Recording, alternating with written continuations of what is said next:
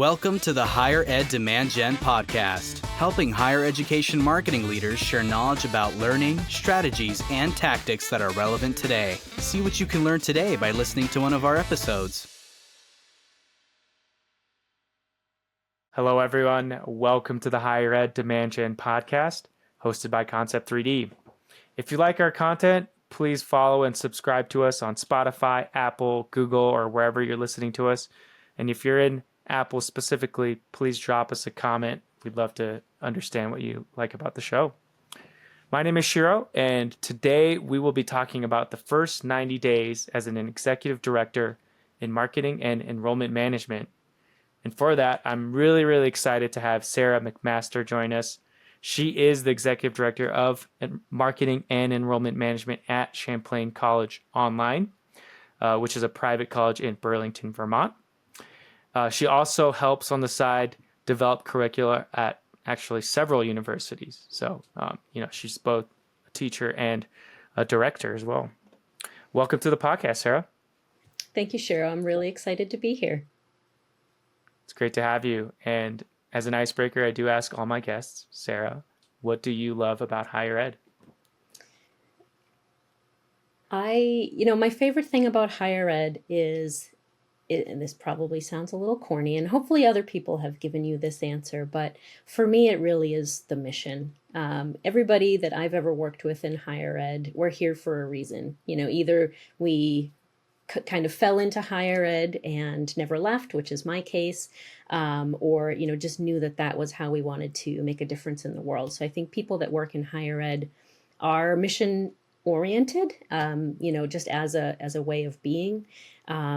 And it's a really wonderful environment to work in from that aspect. Everybody is rowing in the same direction and contributing to, the greater good of society through education. And that's really important to me. So that's my favorite thing. Thank you. Thanks for sharing that.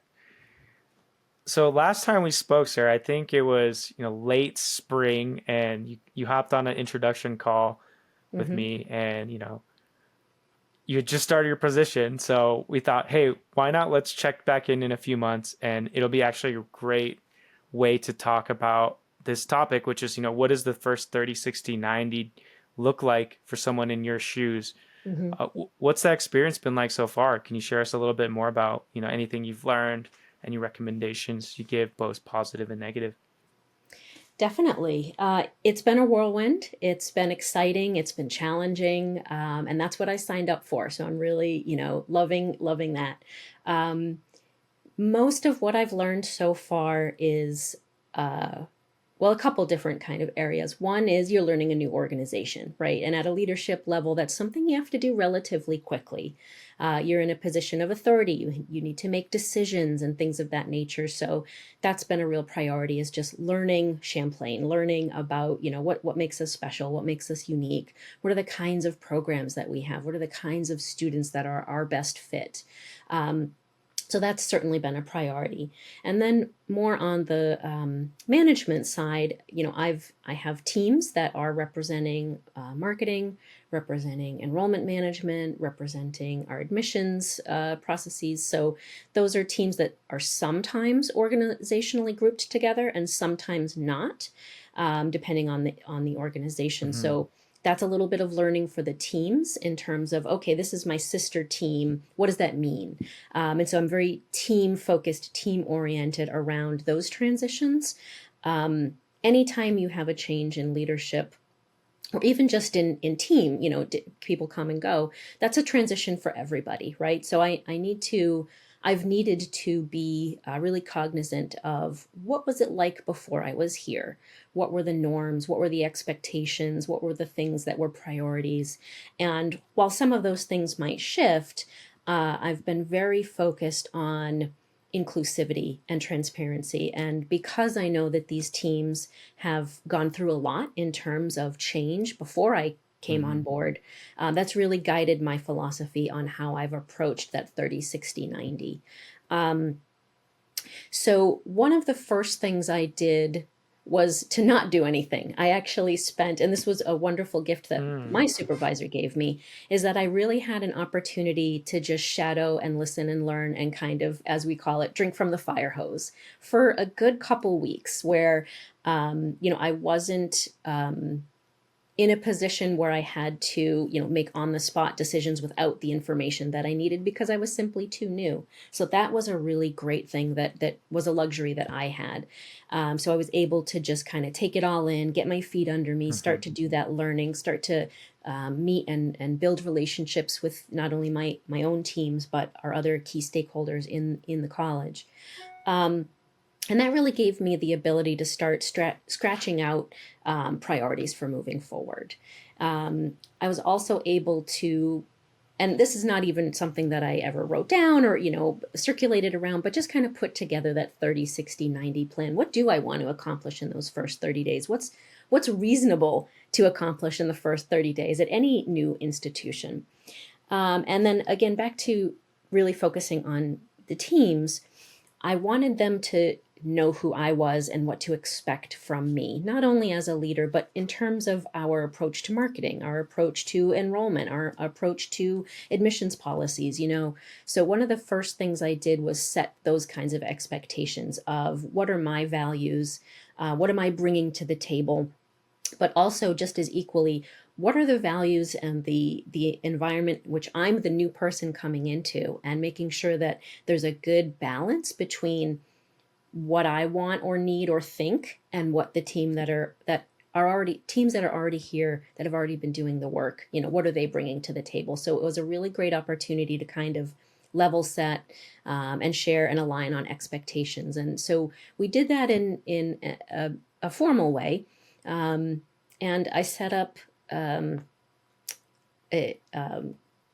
quarterly, like, strategic meetings. So it's real easy when you have long-term plans or strategic plans to kind of get so mired in the day-to-day that these long-term things that you're not chipping away at every day in a meaningful way, they can kind of slide off the back, or you put that Mhm. strategic plan on the shelf and that's where it dies. And I really wanted to avoid that. So I really have carved out dedicated time for the teams to all get together. We do everything, all of the teams together. And some of the longer term plans that we have, this is dedicated time to keep ourselves accountable to each other that we're making progress on, whatever those long term plans are. Um, and I also made sure to talk really early on in the process about change management. Things will change, but there'll be input. I am not a kind of come in and make unilateral decisions kind of person. So I wanted, again, to just communicate what my expectations are, and what are your expectations, team, in terms of change management. How do we want to handle, when we do make a decision to pivot on a strategy or to create a new role, those kinds of things. And so, again, just being really transparent, really upfront, and very inclusive. That's my style, and so it's worked for me. That's amazing. And are in those 90 days, or it's probably more like 180 now, are have you made some shifts to the team? Have you, created connections between like missions and enrollment and different teams to align, better? Have you sought out a new position because you saw there was a gap? Like, what are Mhm. some of the changes you made, and why? Yeah, great question. A little bit is the short answer, but I'll give you the long answer, of course. So far, I've been treading lightly. I wanted to really make sure I had enough information and enough understanding and enough relationship to make any changes. So we've done very little in terms of, kind of organizational changes. But what we have done is identified and started working on what I would call the less sexy kinds of projects that are really what helps a team run efficiently. I'm very oriented around what I call housekeeping. Like, how do we share files? How do we set meetings with an agenda? How do we name projects? Like, things that are very easy to just kind of gloss over and do in the moment. I actually find that it's really worth the time to Mm. formalize some of those things. And so we've spent time on team communications. Do we have a dedicated, Teams or Slack or Google Chat, whatever your tool is, and what are our expectations for that tool? What do we use for email versus chat versus something else? What do we do for, like one of the example I just gave, we had disparate files. We're a Google organization, so we had Google files, shared all over the place from these different teams. And so we've also taken on a housekeeping project of centralizing and organizing all of our files so that Yep. when we do have new staff come on, there's it's easier to onboard them, and there's more structure around these things. So again, easy to kind of just gloss over and not do that, but I've really found that those are things that make a difference. Just recently, now that I'm, like you said, over more like 180 days, we've taken on some additional long-term projects at that strategic level. So we're looking at refreshing and updating a 3-year marketing plan, putting together an enrollment management plan, and taking a look at some of our enrollment processes and policies to say, okay, where can we make improvements? We're a very dynamic and agile division within Champlain College. And so we're always, anything can be put on the table in terms of discussion and assessment. So we've done some of that as well. Let's see, what else have we done? Because of some, staff comes and goes from time to time, especially in admission. There's some high turnover roles that are associated in that area. So I have, because of normal turnover, had the ability to rethink a couple positions and make some updates there that were done very inclusive with the team. Again, getting their input, making sure that everybody was on board ahead of decisions being made, things like that.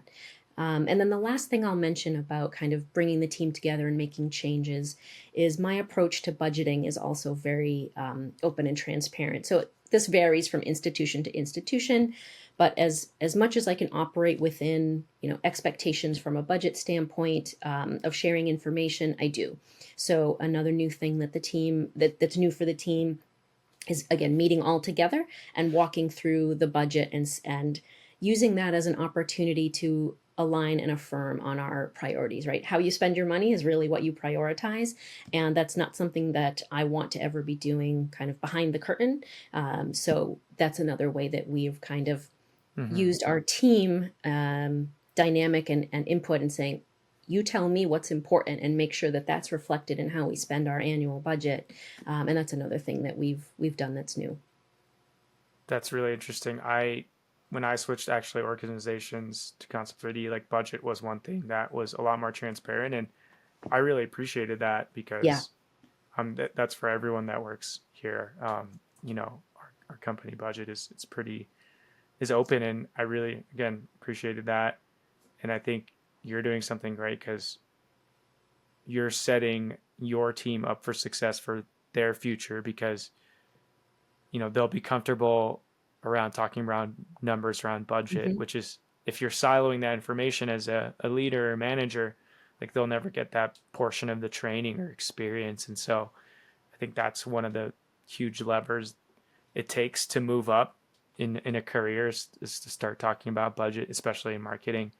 And so being able to be, getting a taste of that early on is huge, I think. So that's impressive that you've done that. I know, we talked a little bit about goals. How have some of your goals shifted? You could talk about your long-term or your short-term. I know you're doing these micro adjustments with, the folder shares. These are all, small moving pieces towards a longer North Star. And I'm curious, what those North Stars and goals are for you. Sure. So for my 30, 60, 90 plan, like I said, it wasn't particularly formalized, but I did have a plan in mind. And my North Star is that my teams are thriving. That's really it, that they're thriving and that they have clear priorities. And so that's what I'm aiming towards kind of at that team level. Of course, we have other strategic goals. We have enrollment goals, we have marketing goals that we're looking to hit.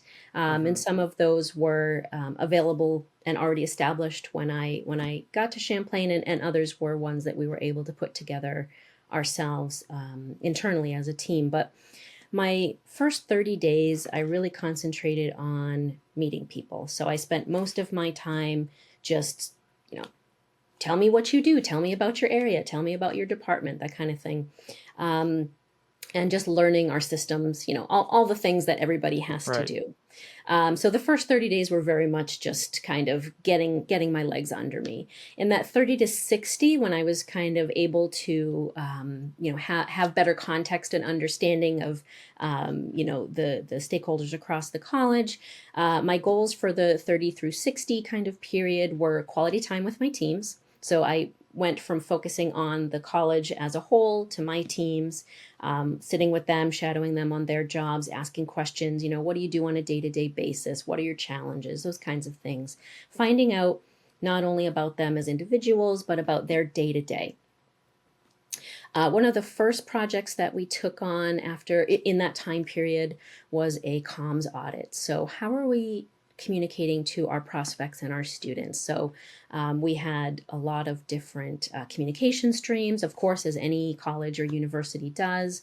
And what I wanted to know intimately was, what is that picture? If I'm a student, if I'm coming through the marketing funnel, in an enrollment space, what does that experience look like? How many different offices are calling, emailing, texting, chatting, whatever it may be? And that's ongoing. We haven't completed that work, but it is work that we are doing so that we can then make adjustments. Like I said, everything is something that can be put on the table and assessed, and gain consensus around, is this good as it is, or does it need to change? During that 30 to 60 day period, as I mentioned before we started recording, we had a big project that we were taking on, and that was partnering with a new marketing and enrollment vendor. So that was a huge priority, and that was part of the strategy of, okay, let's start that project, let's put that into full swing, and that has since just wrapped up a few weeks ago. So that was definitely checkbox, something that we accomplished, was a big strategic change in our enrollment processes.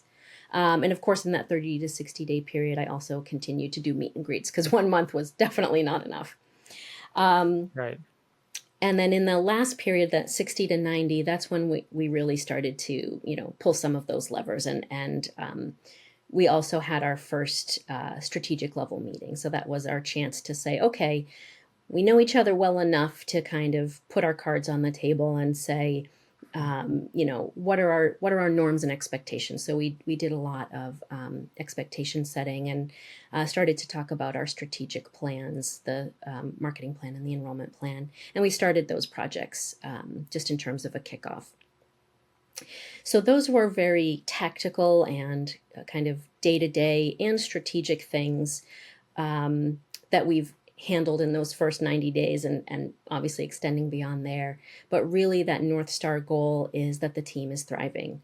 And how do I measure such a thing as a team that's thriving? I was just about to ask. I was like, the burning question is like, Yeah. because I know, just for context for the audience, Sarah's been in a leadership role many times, right? And so this is something she's used to. But like for me, just being totally honest, like I don't have as much management experience as you do.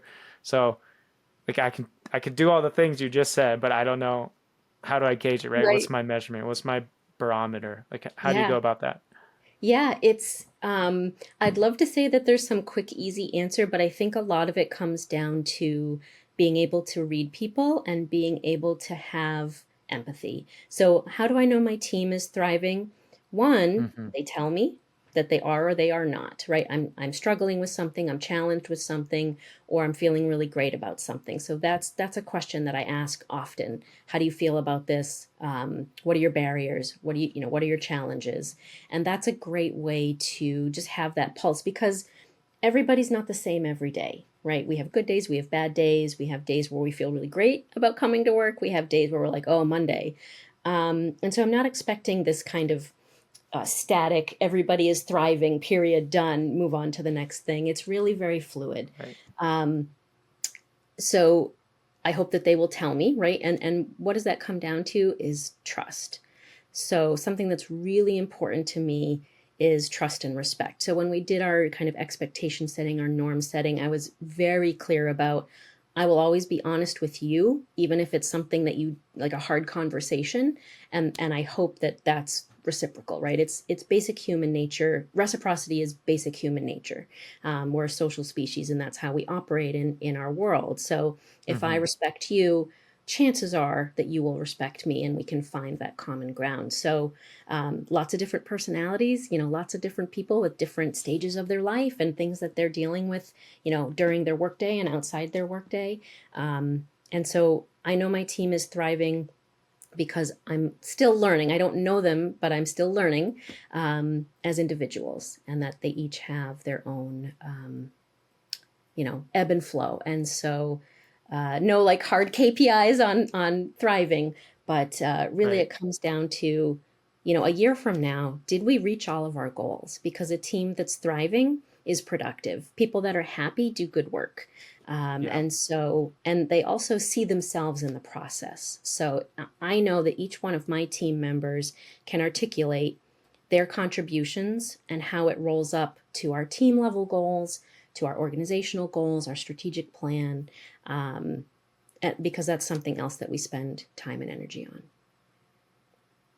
No, thank you. That's really refreshing. I for some reason, I think in someone in my shoes is a B2B marketer.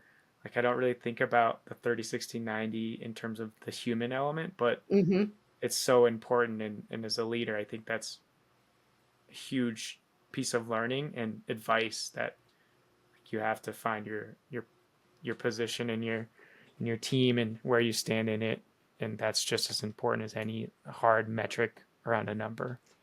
Yeah, there's a good, not argument to be made, but a good conversation to be had around the difference between a leader and a manager or a supervisor. You can be both. Like I'm definitely both, but as a supervisor and manager, that's administrative, right? That's like one-on-one Right. meetings and doing evaluations and those kinds of things. But being a leader is a different thing, and that's all about people. And something that I've also learned in my time in different leadership roles and capacities is that there's more than one kind of leader.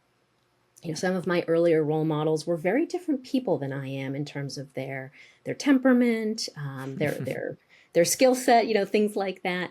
And it took me a long time to realize that I didn't have to be the same kind of leader as other role models that I saw. Strong women in higher ed, or whatever that might be. That I am an individual, and that I am going to be an individual as a leader as well, and that I don't have to try to fit a mold or meet a certain expectation in terms of what is a woman in higher ed as a leader. What does that look like? Because you could bring 100 women in higher ed together, and they would probably all have a very different conversation with you. And I think that's a great thing. But it's also something that you kind of have to learn through years of experience, right? Of like trial and error. Did that work? No, it did not. Okay, back to the drawing board. Try something else. That's fantastic. Thanks for sharing that. Switching gears, slightly here. I know one one aspect of your curriculum development is around the topic of digital ethics and digital literacy. And when you first told me that, I actually had no idea what that meant. And so, I'd love for you to talk a little bit more about maybe starting with the definition of what this is and how this applies to, marketing or higher ed in general. Sure. And thank you for asking. It is something I love talking about. So happy to do it. So the three terms that we had talked about were digital ethics, digital literacy, and digital citizenship. So I'll start with digital ethics because I think we all we know what ethics are, right? It's like rules of the road. It's how, again, as social beings that need to interact with other people, it's kind of how we all choose to interact together and be positive, right? Ethics I think, should be considered something that has positive impact on the environment, right? If you act in an ethical way, I think most people would say that's a good thing. So it's our norms of behavior. And digital ethics is no different. It's just we have this new way that we interact with each other and that we we live our lives in this kind of hybrid manner where we have in real life and we have a digital context that's continuing to expand and develop. And so digital ethics is simply how we act, how we bring ethics and philosophy into the digital space. It's that simple. I'll go to digital citizenship next because I think this is where it starts to get a little bit more further away from the traditional concepts. So digital citizenship is a framework that kind of breaks our activities in a digital context into typically about 9 different aspects or elements or facets. So it's things like access. How do people access digital contexts? How do they get online?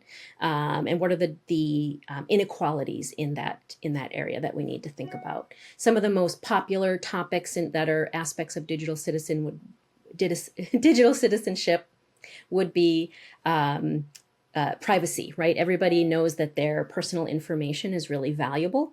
And so that's an aspect of digital citizenship is realizing that and acting accordingly. So access, privacy and security, commerce, right? Being able to shop online is another aspect.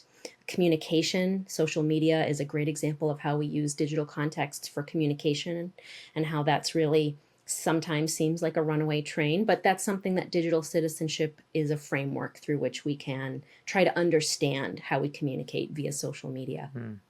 Going right along with that is etiquette. I think that's one that, again, if you've spent any time on Facebook, on Reddit, on any of these online platforms, and you've had a bad experience, you've run into digital citizenship in the form of somebody not adhering to etiquette. There's this qualitative difference that happens between if I'm speaking to you in person, I hold myself to a different level of accountability than I do if I'm an anonymous person behind, a screen name, and we're interacting in a digital space. So those are different experiences where some people act in different ways, and so another aspect of digital citizenship. The others are literacy, law, safety, and rights and responsibilities. So digital literacy, one of those aspects, is the one that I'm kind of the most keyed in on because I feel like it's a good place to start in terms of education. Everything for me is always about education. So digital literacy is very similar to literacy as a broad concept. Can I read and intake information adequately? Or even beyond adequacy? Do I have skills and expertise in terms of literacy? And it's really just translating that to digital context. So for example, for the average consumer in the world, do they understand that when they give their email to a website that they're then going to be receiving email marketing? Like, is that understood? Do they know what they're signing up for? That's an aspect of digital literacy. So digital literacy is like your individual level of savviness in digital context. Do you understand that phishing is a thing and do you know how to avoid it? Do you have measures in place to make sure that when you are shopping online that your credit card information or your payment information is safe? These are all aspects of digital literacy that allow you as an individual to get the most out of it, but also to operate in a way that keeps you safe and secure. So that's kind of the primer on those items. And the way this works, like would you say, hey, I'm Shiro and I'm a digital citizen of digital literacy and you said data and privacy, right? So like for 2 example, I'm a digital citizen. Is that how you talk about it? How does that fit under individual? No, Okay. I don't know that I've ever heard anyone say it Okay. quite like that. It's not really it's not in our common public vocabulary. Okay. So I think in the future it may Okay. be. I'm starting to see more, I'm starting to see it come up more as a term in the space, like in, education, but it's definitely not, widespread. I don't think most people out there would identify as a digital citizen. I think it's still too new for that. Okay. Although it's definitely been a concept that's around for a little while. I think more. That's a really interesting question. I think I'm just hung on the word citizen, and so I want to Yeah, what is yeah. it? It's like I'm a citizen of Facebook Right, or, right. of Does it tie me to a WhatsApp or something. certain niche or group or community within the digital space? Yeah. And maybe that's I've never thought of it that way. okay. I think of it more as just that framework of just like I'm a citizen of the United States, for example, Hmm. and therefore I am participate in, a democracy and this and that. I think that it's broader, or you can use that analogy that you're just operating in a shared understanding. So if we were to kind of both compare and contrast our online digital Hmm. experiences, we would find shared space, and that would be how we would kind of talk about our digital citizenship. I don't think we've reached the place where people use it as like an identifier. Gotcha. Okay. And Yeah. love defining things because I think the internet is still very unwell defined, and Mm-hmm. I see where this is going now. I'm having a better understanding of this. How does understanding these topics around digital ethics, digital literacy, digital citizenship, how do these help you as a marketer and as a higher ed marketer Mm-hmm. or enrollment manager as well? Like how does understanding this feedback into your role and your work as well? Yeah. Uh, it's definitely an important part of how I think about my work. And there's a movement for something called humane technology. And that's basically something that I advocate for, which is, in a nutshell, as we develop new technologies, so the next social media platform, the next chat GPT, whatever these next things Hmm. are, that instead of it just being in the sphere of engineers and computer scientists, that we also need to have philosophers, humanities, ethics, um, as part of that development process, so that just because we can build something doesn't mean we should, or that just because we can create an algorithm that's aiming towards profit doesn't mean we should. We could also create algorithms that value and are built around other values Mm. than profit or collecting user information. And so there's this whole movement that's kind of coalescing now around this realization as we're moving so fast towards AI and so fast towards these technologies, that we have this um, uh, group of people saying, whoa, hold on, let's make sure that we're doing this right, because we may not have another chance once we set some of these technologies free. So that's just the context through which I'm thinking. When it comes to my role, these are concerns that I can take down to the tactical level. Let me give you some examples. So when we do email marketing, we have websites, of course. How are we writing our privacy policies? How are we having students opt in versus opt out of receiving certain communications? Those are all expressions of digital citizenship and just respecting our consumers as the savvy consumers that they are. They know that their information is valuable. And from an education standpoint, they also know that their time is very valuable and we don't want to waste their time. Mm. So we need to be thinking about those kinds of things Okay. when we collect and store data. Not just FERPA protected data, but their communication preferences, their Gmail that they shared with us, whatever that may be. When we use student images in our marketing materials, did we very clearly explain that these are for marketing purposes when we asked them to come to a photo shoot? Hopefully these are things that all the marketing people are shaking their heads and Yep. saying, yes, that's how we approach it as well. Um, but it's even more nuanced things like, how do I train the people that have access to applicant data? Do they know that when they walk away from their machine that they need to not leave that screen up? Like, even how we're kind of dealing with data is a great way to think about that. Another way is, as a learning institution, we're teaching students. We have programs, we have cybersecurity programs, we have business programs, we have MBA. How are we embracing new technologies and infusing that into our pedagogy? How are we making sure that our faculty, who are amazing experts in their fields, that they have the ability to keep on top of these really rapidly advancing technologies and can in real time bring them into their classroom, because that's what's going to bring the most value to our Champlain graduates. So those are just some of the ways, either tactical or even outside of marketing, that we can use this concept as a lens to kind of see our work. Yeah, that makes sense. I'm thinking it's almost like the digital literacy part is understanding that like the students you're marketing to and your prospective students are very digitally literate, understanding that. Mm-hmm. And so that sets a high bar for the digital ethics that you're running through as an institution to communicate, right? And so like it's just kind of what's the right word here? It's a connective tissue or a relationship, right? Where like Yeah.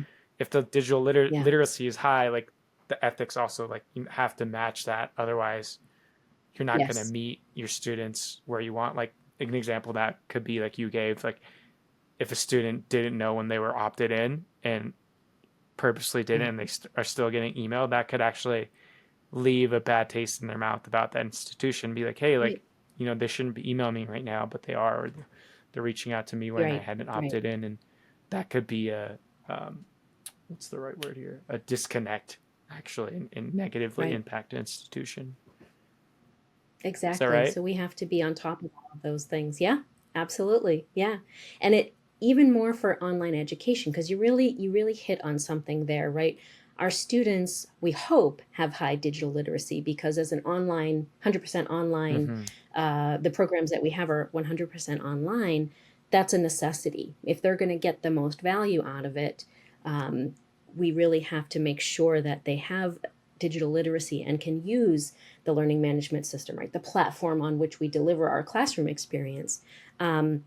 And so one of the important things that any institution has to do is address that. So, is it like an FYE, first year experience type course, where you can get a feel for somebody's, not only their readiness for college, but also their readiness for an online program, and make sure that that's a good fit. And if it isn't, what do we have in terms of bridging, a bridging course or some kind of support that we can offer so that they can thrive and that they can have that best experience in an online format. So you could think of anything, throughout marketing and enrollment management and higher ed, and we could find a tie-in to digital literacy and digital citizenship, I'm sure. It's fantastic. I can really hear the curriculum developer speaking out of me right now. It's glowing. That's Sarah, funny. thank you Thanks. so much for sharing all that. It's really awesome. Two topics, like one's really tactile and definitive, and the other's super high level leadership conversation. Love them both. I'm wondering where our listeners could actually reach out to you and learn more about what Sarah's up to or what Champlain's up to. Absolutely. Well, given all I've just said, you may be surprised to know I am not super active on social media, but I do love LinkedIn, and I would love to connect with any listeners or anyone that's interested in anything that we talked about today. So you can find me on LinkedIn, and also, I would love to share the Champlain College online blog, where we have great articles about a lot of the topics that we talked about in terms of our courses that we offer, our programs, and that's a great resource as well. Thank you so much, Sarah. Thanks for joining us today. My pleasure. Thank you for having me. Great, and thanks to our audience for tuning in. Please check us out on the next episode. We'll be here. Thanks, everyone.